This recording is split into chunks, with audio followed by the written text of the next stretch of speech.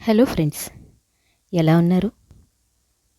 బంగారం మంచిదో కాదో అని పరీక్షించాలి అంటే దాన్ని నిప్పుల్లో వేయాల్సి ఉంటుంది, అవునా? అదే భార్య ఎలాంటిదో తెలుసుకోవాలి అంటే భర్త దరిద్ర స్థితిలో ఉన్నప్పుడు తను ఎలా ఉందో గమనించాలి.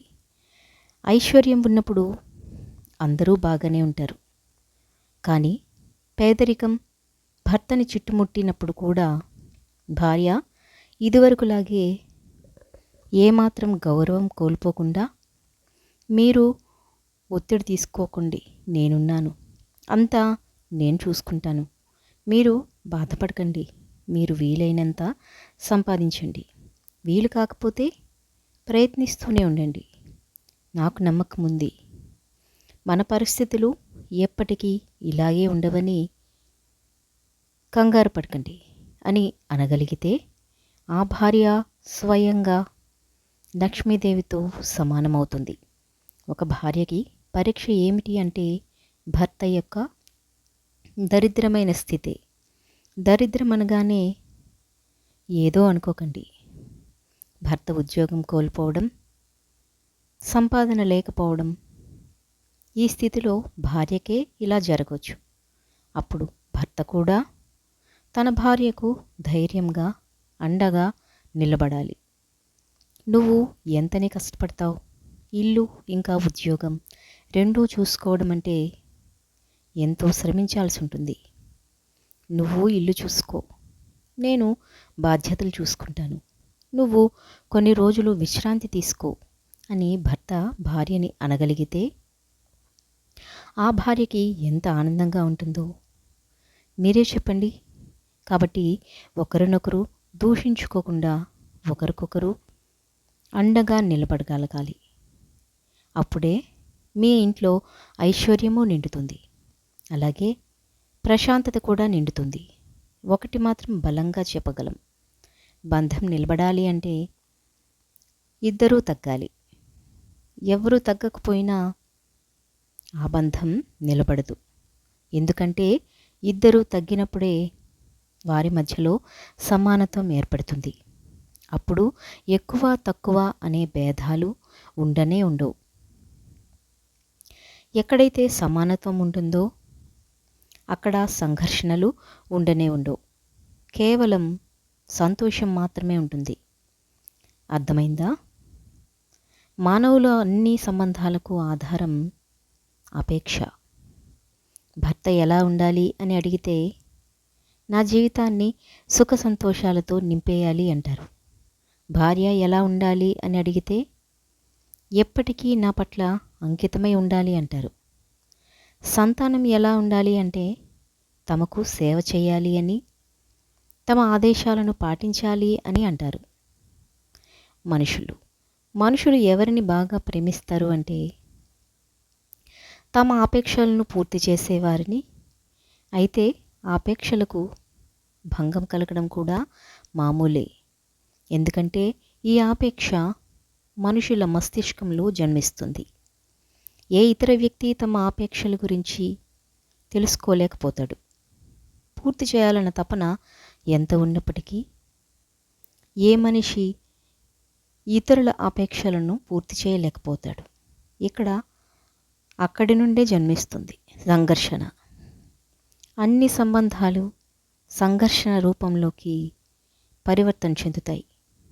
కానీ మనిషి సంబంధాల ఆధారంగా ఆపేక్షలను ఏర్పరచుకోడు, అలాగే స్వీకరించేది కూడా కేవలం సంబంధానికి ఉన్న ఆధారాన్నే. అయితే ఈ జీవితం స్వయంగా తనలో సుఖశాంతులను నింపుకోలేదా? మీరే ఆలోచించండి. జీవితంలో ముందుకు వెళుతున్న కొద్దీ ఎందరినో వదిలేయాల్సి ఉంటుంది. ఒకవేళ మీరు వాళ్ళని వదిలేయకపోతే వాళ్ళే మిమ్మల్ని వదిలేస్తారు. అర్థమైందా? ప్రేమ ఎప్పటికీ కూడా మీ ఆత్మగౌరవాన్ని పెంచేలా ఉండాలే కానీ తగ్గించకూడదు. ఒకవేళ అలా తగ్గిస్తే వారు మీకు సరైన వారు కాదు అని అర్థం. ఇక మీ ఆత్మగౌరవాన్ని గౌరవించని మనిషి మిమ్మల్ని కూడా ఎప్పటికీ గౌరవించలేడు. గుర్తుంచుకోండి. శకునాలు ఇంకా పూర్వ అనుభవాల మీద ఆధారపడి మనం భవిష్యత్తులో సుఖదుఖాల గురించి ఆలోచిస్తూ ఉంటాం. భవిష్యత్తులో దుఃఖ కారణాన్ని నివారించడానికి మనం ఈరోజు ప్రణాళికలు వేసుకుంటూ ఉంటాం. అవునా? అయితే రానున్న కష్టాలను ఈరోజు నిర్మూలించడం వల్ల మనం పొందేది లాభమా లేక పొందేది నష్టమా? మనలో ఎప్పుడూ ఈ ప్రశ్న ఉదయించదు. యథార్థం చెప్పాలి అంటే సమస్యలు, వాటి పరిష్కారం ఏకకాలంలో ఉద్భవిస్తాయి. వ్యక్తికైనా సరే, అలాగే ఈ సృష్టికైనా సరే. కాదంటారా? మీరు మీ గత జీవితాన్ని గుర్తు చేసుకోండి, చరిత్రనే చూడండి. సమస్య ఉత్పన్నమయ్యే ప్రతి ఒక్క సందర్భంలోనూ ఆ సమస్యను పరిష్కరించగలిగే శక్తి ఉత్పన్నమవుతుందని తెలుస్తుంది. ఇక ఈ శక్తే ఈ సృష్టినంతటినీ నడిపిస్తుంది. నిజానికి సమస్యలే శక్తి ఉద్భవించటానికి కారణమవుతాయి. సమస్యను ఎదుర్కొన్న ప్రతి వ్యక్తి దాన్ని అధిగమించిన తరువాత పరిణామ క్రమంలో ముందడుగు వేస్తాడు. వారి బుద్ధి వికసిస్తుంది. ఆత్మవిశ్వాసంతో పరిపూర్ణుడు అయ్యేది కేవలం వారు మాత్రమే కాదు, వారితో పాటు సమస్త విశ్వము వికసిస్తుంది. ఇక ఇది సత్యం కాదంటారా? వాస్తవానికి సమస్య ఉద్భవిస్తే ఒక అవకాశము ఉద్భవిస్తుంది. మనలో మార్పు తెచ్చుకునే అవకాశం, మన ఆలోచనల్లో పరిణితి తెచ్చుకునే అవకాశం, మన ఆత్మను శక్తివంతనాను జ్ఞానభాండంగాను మార్చుకునే అవకాశం. దీన్ని ఉపయోగించుకునే వారికి ఎటువంటి సమస్యలు ఉండవు. కానీ ఉపయోగించుకొని వారికి వారే సమస్త విశ్వానికి ఒక సమస్య అవుతారు. అర్థమైందనుకుంటా. ఈ సృష్టిలో దేన్ని కూడా తక్కువగా చూడకు. నీ కంట్లో పడ్డ నలక కూడా ఒక్క క్షణం నీ నడకను ఆపేస్తుంది. అర్థమైందా? ఏదో ఒకరోజు సాధించాలి అంటే సాధన ఈ క్షణం నుంచే మొదలవ్వాలి. గుర్తుంచుకోండి. లక్ష్యాన్ని చేరుకోవడానికి ఆలస్యమవుతుందని బాధపడు.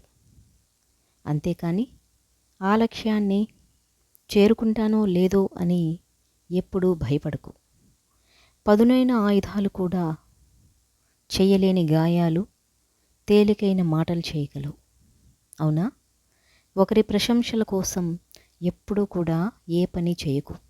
నువ్వు చేసే మంచిదైతే ఆ పని, ప్రశంసలు వాటికంతట అవే వస్తాయి. గుర్తుంచుకోండి. ప్రేమించడానికి అవకాశం ఉంటే సరిపోతుంది, కానీ ప్రేమించబడటానికి మాత్రం ఖచ్చితంగా అదృష్టం ఉండాలి. కాదంటారా? అలుపు లేకుండా విజయం కోసం పోరాడగలిగితే మీ జీవితాన్ని మలుపు తిప్పే ఎన్నో విజయాలు నీ సొంతమవుతాయి. గుర్తుంచుకోండి. మీ జీవితంలో సంతోషం ఉందా లేదా అని ఎవ్వరూ చూడరు. కేవలం సంపాదన ఉందా లేదా అని మాత్రమే అందరూ చూస్తారు. అవునా? అబద్ధం చాలా అందంగా ఉంటుంది. కేవలం నిజం తెలియనంత వరకు మాత్రమే. కాదంటారా? గెలిచే అవకాశం ఆఖరిదాకా ఉంటుంది. ఎక్కడ ఓడిపోతానేమో అనే భయంతో ముందే మీ ప్రయత్నాన్ని విరమించుకోకండి. ప్రయత్నిస్తూ ఉండండి. అంతా మంచే జరుగుతుంది.